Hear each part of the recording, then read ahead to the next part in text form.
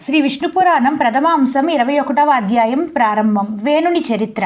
ఆగ్నేయ కుమారుడైన అంగుడు మృత్యువు కుమార్తె సునీదను వివాహమాడి ధర్మబద్ధంగా ప్రజారంజకంగా పాలించి అందరి మన్ననలు పొందెను. ప్రజలు, ఋషులు, మునులు, బ్రాహ్మణులు అందరూ సంతృప్తులైరి. యజ్ఞ యాగాది క్రతువులను ధర్మబద్ధంగా అనుసరించేవాడు. ఈ దంపతులకు జన్మించిన వాడే వేణుడు. యుక్త వయస్సు పొందు నాటికి సర్వశాస్త్ర పారంగతుడై బుద్ధి కుశలతలు కలవాలై వెలుగొందెను. అంగుడు వేణుడికి పట్టాభిషేకం చేసి రాజ్యమును సింహాసనమును పుత్రునకు అప్పగించి వాన ప్రశస్తమునకు వెళ్ళిపోయెను. తండ్రి తరువాత సింహాసనము అధిష్ఠించిన వేణుడికి ఐశ్వర్య భోగమదముచే బుద్ధి పెడత్రోవ పట్టినవి. ఆచార వ్యవహారాలను, సంప్రదాయాలను, యజ్ఞ యాగాదులను విస్మరించెను. తన మనస్సును నచ్చిన రీతిన ప్రవర్తించసాగెను. తన తండ్రి తాతలు దానము చేసిన అగ్రహారములను, భూములను లాగు